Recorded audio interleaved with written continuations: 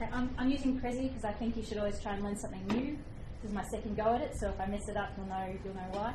And TEDx Adelaide's also held here at the RALs with their partners, and we have as creative partners, and we have a really nice spread of speakers last year from science, community, and the arts, and hope to do the same this year. So that's just my little ad. It's on November the 12th, so look out for that.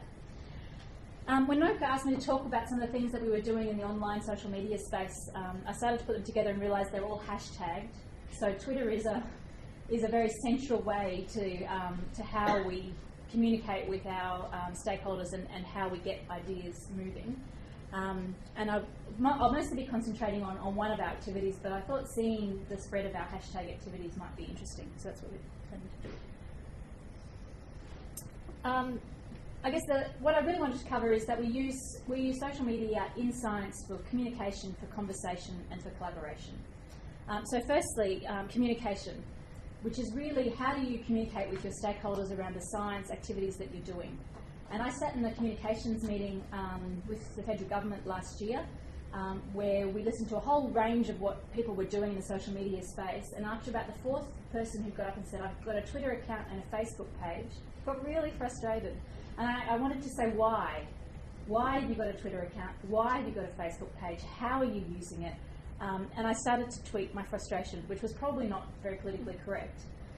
But within a few minutes of that, Will Grant, who's at Centre for Public Appreciation of Science at the ANU, picked up on my frustration. And within 3 hours of that, we had a shared Google document, and we had 7 or 8 people on board putting up examples of science and research institutions and where they were using Twitter and Facebook. And so basically we were able to crowdsource a range of data to try and get some examples about how people were currently using it. And to find out the positive ways and the useful ways that people were using it. So they're using it mostly for broadcasting events. So when I look at the way the RAL's account mostly works, it's for live tweeting during events, and it's for promoting events. When I look at the way the chief scientist uses Facebook, it's for posting up queries and interesting items for discussion. CSIRO uses Facebook because they're interested in engaging with a younger audience, so their questions are mostly aimed at a school audience. So they're all different and valid ways of using those social media angles, and we wanted to try and collate those and share them. So we've got a study with Will happening at the moment where we're using that crowdsourced data. We've conducted a survey online to ask people questions about why they're using social media, what their strategy actually is, how their social media links in with the strategy, what they're getting out of it, how they're measuring it.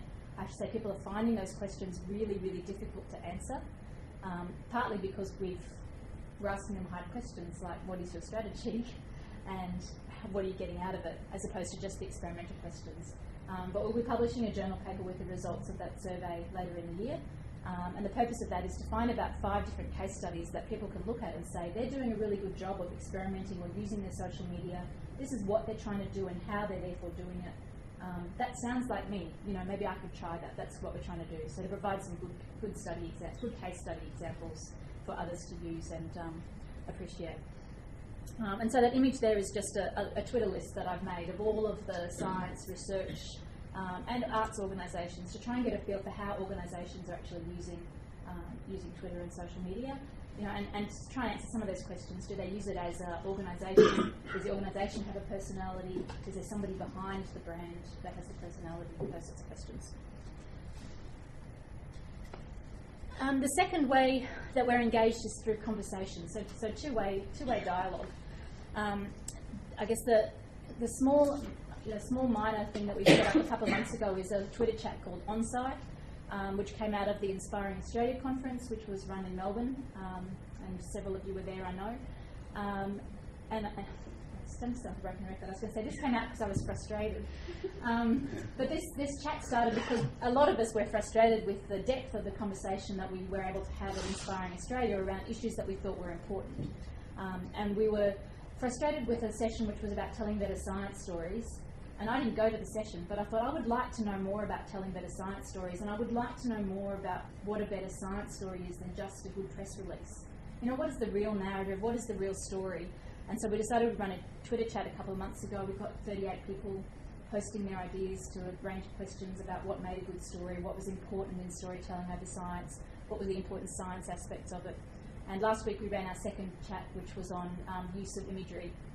in science, especially data visualizations, illustrations, those sorts of things. What made a compelling image? You know, what were some of the things that went wrong in terms of, you know, just cutting off the end of the graph because it looked a bit better? You know, those sorts of things. How do you manage and how do you make great imagery in science? And we've got some really nice examples of animations, including some done by Drew Berry, who's very well known in the space. Some great visualizations, including stuff by David McCandless, who's given several TED Talks. You know, so people were posting really good links. And then we've used a program called Storify to basically summarise those conversations, so getting rid of a lot of the noise so you could just really see the point of the conversations and follow the dialogue. So again, I'm sure I can post a link to the Storify and you can have a look at how that conversation unfolded, and then you can also see all the links in there, all of the different videos and things people have posted. Okay, so that's on site. So the next one will be around middle of June, so keep your eye out for that. I guess the main thing I wanted to talk about in terms of conversation was something we're launching in June, which is I'm a Scientist, Get Me Out of Here. This is a program that's been running in the UK for 3 years, but they've been doing this thing around local government as well, with I'm a Councillor, Get Me Out of Here, and they've just launched I'm an Engineer, Get Me Out of Here, which I think is great, having an engineering background and now getting out of engineering, but that's beside the point. What it is it's 2 weeks of online madness, where scientists and students in schools connect online. The students post questions, the scientists have to answer the questions, and they do that in a, you know, here's a question, and then all the scientists come back to answer it. And they also have live chats, which is an hour of extreme madness where it's, you know, it's basically a free-for-all. And over the course of the 2 weeks, what happens is the questions from the students get more interesting and get deeper as they find out more about the scientists' work. And the questions can range from anything like, at one end, things like, how did you get to work today? Are you married? You know, where, you know, those sorts of, what is your life like at home type questions, to what are you doing at work? What do you mean when you're doing this sort of experiment? How did your experiment go yesterday? To very sophisticated questions about science and philosophy and the meaning of life. So there's a full gamut. The scientists end up answering anywhere from 300 to 700 questions over those 2 weeks. I hope I'm not putting off any scientists who are participating at all. But I find it really interesting because it's quite a different approach to, say, some of the other great programs that are run where you bring a scientist into the school, but where the scientist is the expert at the front of the classroom. Here, the power doesn't lie with the scientist, it lies with the students, because at the end of the first week, the students get to vote for which scientist is answering the questions the best, and then they gradually get evicted one by one over the second week. So it's just like Australian Idol. And the winning scientist at the end of the 2 weeks gets $1,000 that they can spend on, well, anything they like really, but it's supposed to be around ideas about outreach. And the student who who asks the best question gets a $25 voucher. So it's not quite the same scale, but it's close. But the students definitely hold the power. It's all text-based, so there's no video, there's no live Skype. You don't need a high bandwidth technology to participate. So we think we'll have really great reach across regional areas in Australia. We've managed to secure a couple of regional schools in far north Queensland, rural Victoria, and also the School of Distance in WA. So we're really keen to see how that translates to a rural and regional population. We're running 3 zones, and we're running it at the same time as the UK program. So we're running a health zone, a health and medical research zone, a food zone, and just a general zone. I think the UK is running 22 zones, and that's our aspiration, that we can build it up and get more and more scientists and students in. With each zone, there's 5 scientists, and there's up to 20 classes of school children. So approximately 400 kids in each zone. And we've already got 27 schools from every state, from every state in Australia is participating in that. So we're really quite excited. The benefits of doing it. For the students, I think it's great because if you're an introverted student or a student who's perhaps shy about showing their knowledge about science because it's not cool, or someone who takes the time to sort of form a question, or if you're not actually interested in science, you can still participate in your own way through this program because the students are the ones who ask the questions. So they're the ones who basically create the content and create the experience. Nobody else is creating, apart from creating a themed zone, there's no restrictions on what they can post. We will moderate it to make sure that there's nothing inappropriate, but there's no restrictions on the sorts of things that they can ask or be interested in. For the scientists, it's really beneficial because what the UK found is that usually when you go into a classroom and you answer questions, you do that maybe once a term and that's it. But once you've answered 400 questions in a row, you start to get very good at thinking, who's the audience I'm answering? What do they need to know? What is the question actually asking? What has somebody else posted, and how can I make my response interesting enough to get me voted to stay?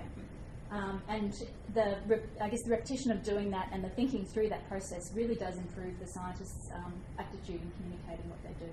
So both sides benefits. For the teachers, there's 6 lesson plans. They don't have to do anything, really. So it's a nice and easy process to put in.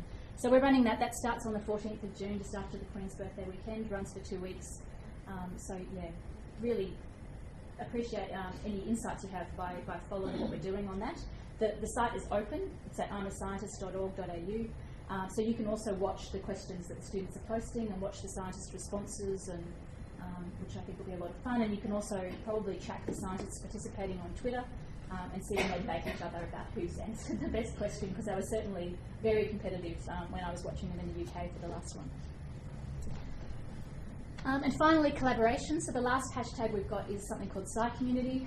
This was launched in March. It's a site where scientists can come together or science communicators can come together to share the events that they're doing. So part of the purpose of that is to find out what's happening across the country and to try and get a feel for what's happening all throughout the year. The other thing is to find out, to help collaborate. So I'm assuming that many of you here are very familiar with social media collaboration, or finding people who are doing similar things to you and being able to make those connections. But that's not necessarily true for a lot of people. So this site is helping to see the ideas of collaboration. So people can post things, they can share what they're doing. If I'm running an event on biotechnology, I can have a look to see who else is running an event, and perhaps there's an opportunity to share processes or share insights. I'll be able to see through the map if there's a lot of events happening in regional Victoria but nothing happening in regional New South Wales, and then maybe reassess where I want to spend my effort. So that's the idea of SciCommunity, is to encourage collaboration and also to map what's happening across the country for inspiring people and getting opportunities. So there are our hashtags. So SciComm SocMed, which is about understanding how social media can be used to communicate science. Driving conversations through a Twitter chat on site for scientists and science communicators, and running I'm a Scientist, and collaboration through SciCommunity. So, any questions? That's easy. I must have covered it all.